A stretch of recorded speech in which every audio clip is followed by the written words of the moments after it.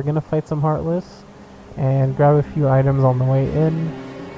The most surprising thing about this game is the ruins and like the type of environment inside the Cave of Wonders is completely different now. I don't know if that's part of the lore or anything, but it doesn't resemble anything that it did the first time you were here. It's completely different now. It feels more of like a giant cave than like this enclosed building, which it kind of felt like in the first game. It feels like a sort of like endless, strange expanse. Or maybe this is the same Cave of Wonders, but it's inside a different location of the cave. We decided to go somewhere where we didn't go in the first game, which a lot of the times that's what I think happens. There are areas and stuff you never really visit in a world, and just because you go to every room in the world doesn't mean it's every area in the world. I believe to be the case here. Basically, as you can see, it's a pretty nice though. I actually like this design where it's like ancient platforms and stuff. So this new wizard enemy is pretty annoying, but we got some good drops off of her, so I don't mind. You gotta attack them before they start attacking you, because their ice spell is pretty strong. Yeah. This is it.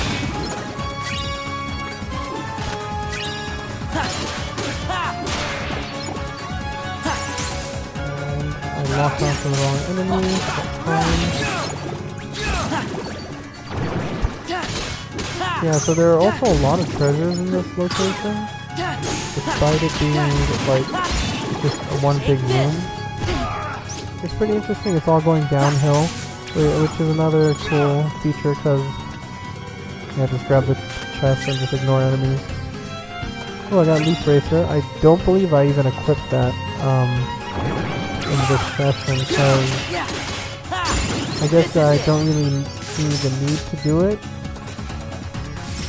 But it's definitely a really good ability. Basically gaining invincibility frames anytime you use a cure spell. It's very specific, but you use that spell so much. The first game was pretty much heavily reliant on using cure, especially in the harder difficulties.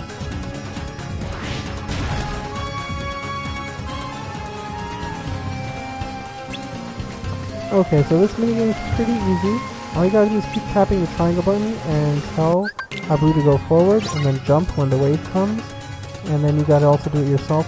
So it's a little bit of like finger gymnastics, but it's actually not too difficult to get it done. Oh, there you go. And it is weird because the gem starts from where it's supposed to be, and then you get pushed back to the start of the room. It's a very odd addition. I guess they needed like some sort of challenge that wasn't like a fight based, because basically the Cave of Wonders is testing you here. I think that's like the point of it. So here are the challenges. It's going to be a series of floors, and we're going to have to defeat all the Heartless within a time limit. On level 1 this is pretty difficult, but on a regular critical run it's not too bad.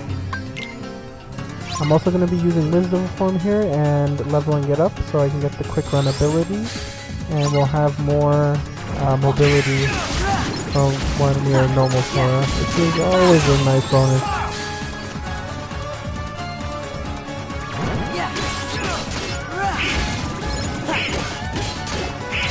Here we got a Fat Bandit, but I'm sure we can finish him off easily here. Yep, that's pretty good. Yeah, so the reaction command is that once you get him into the air, which is pretty difficult, you'll be able to get a full swing, which is the command's name, and that allows you to deal a really large amount of damage to him.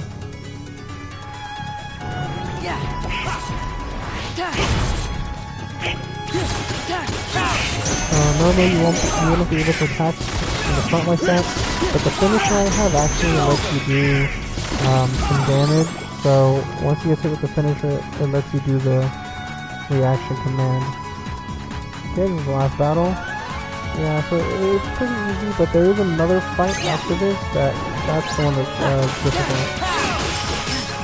You get some swag for killing him with the deflection. And the road opens for us. You can actually play this as many times as you want. You can always go back to the top and do it again. I don't know why you would though, but you could. Oh, I do have the reflect magic. And for some reason, I'm not putting it on.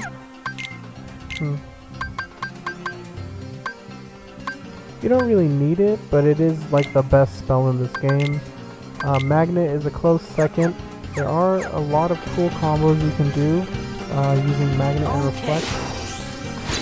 Basically, Magnet is like area denial because it brings all the enemies together. And then Reflect, obviously as it suggests, reflects the damage back at enemies. But it also functions as like a 360 guard, which most of the time that's what you're using it for. Magnet though has a special feature. It's only anytime you use it, it's used as a finisher, so you can't stack them.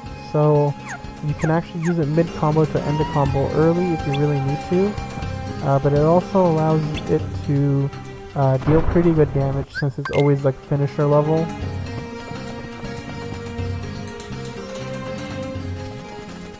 Okay, we were looking for something really big and shiny to give to the peddler. Okay, that looks good. We'll see. If Donald likes it because he's a greedy bastard, it should be great. That one should do it.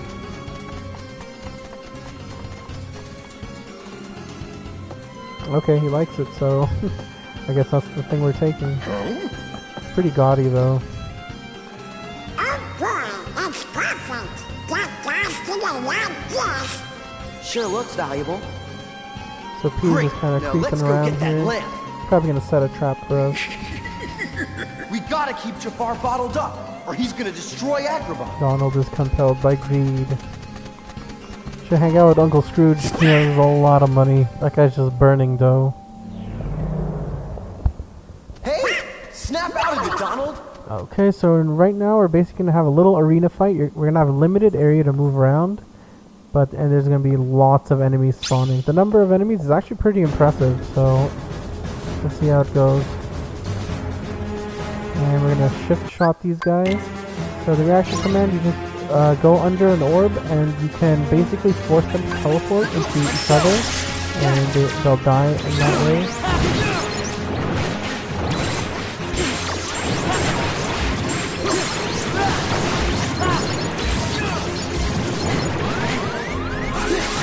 I'm having a bit of trouble here, but I should use the fire spell to get rid of all the ice ones. And then we're going to be using Blizzard to get rid of all the fire ones. And there we go, level 3. There's so many small enemies here that this is a perfect place to level up Wisdom because they'll die in like one spell. And the last new heartless here, you get to fight these three in a very small enclosed area, which is very dangerous. In critical mode, you could pretty much die instantly as soon as they spawn in, so you do want to be careful. Get a few reaction commands in on them. Oh, that was perfect. Yeah, so Aladdin's really good. He does a lot of some support abilities that help a lot. And with a Blizzard finisher, we're done. Max XP up. So that's also a system on these like boss battles and non-boss battles, on these special encounters. You see that I'm gaining these abilities. So these don't count as Let's levels. go. They're just actually additional bonuses that you gain for just going through these events. Hello? So during a level 1 critical run, you will still be getting these bonuses, and they don't count towards your regular level. It's like a special bonus on the side. So there are some abilities that you get at certain parts in the game through that you can't get through leveling, so that way they kind of block players off from over leveling and getting too far.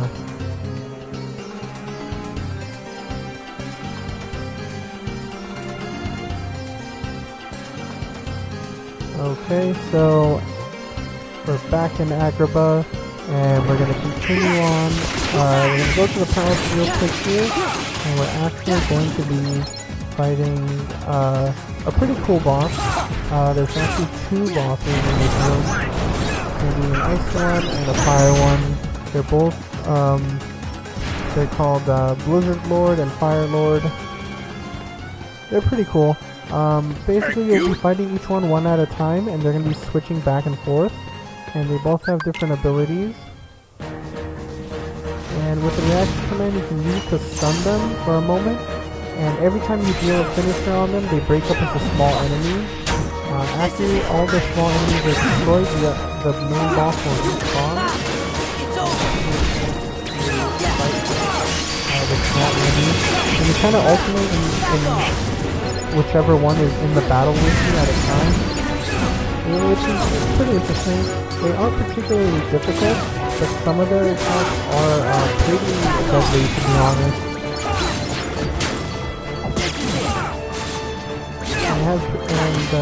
The action command does have good tracking on it. Let's go. Okay, I'm gonna go into Valor forms. You don't have to use Valor in this fight. Normally speedrunners will only do it just if there's any trouble and they just want to speed it up. But I think I'm pretty close to actually leveling up Valor, so that's why I want to use it. Invincible stream through those, then you still get hit. Nice. Let's go.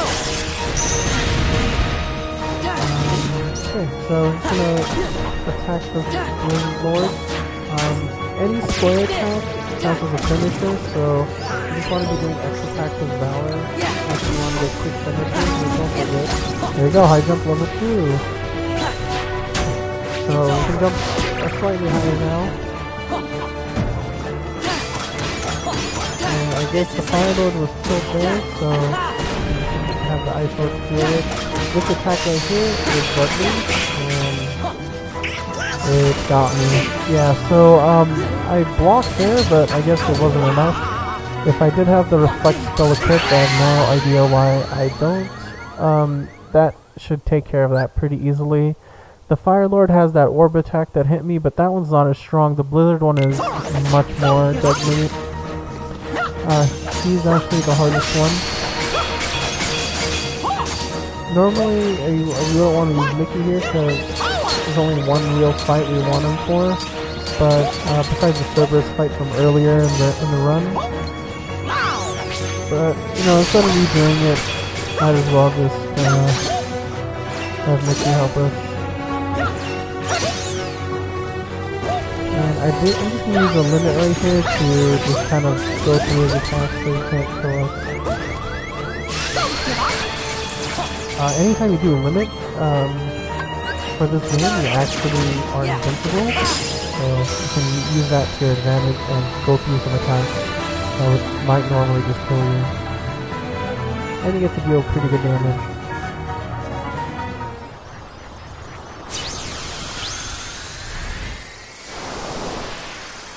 So yeah, we just keep chasing Pete around, and he helps us level up and get new abilities by having these Heartless attack us. Yeah! All right!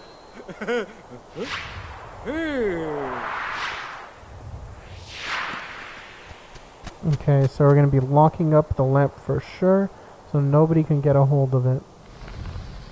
You don't want Jafar falling into the wrong hands, so sealed it up for good, right? Until part 2 of the world, that is. Okay, so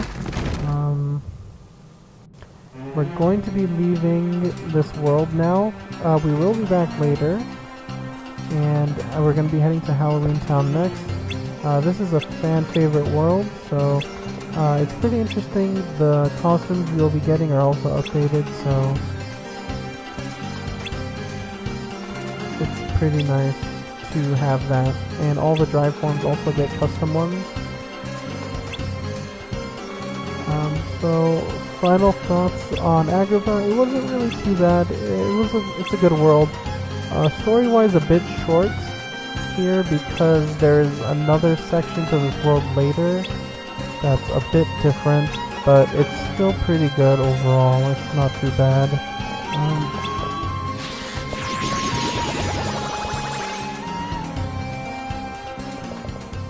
Oh, boo! Catch him!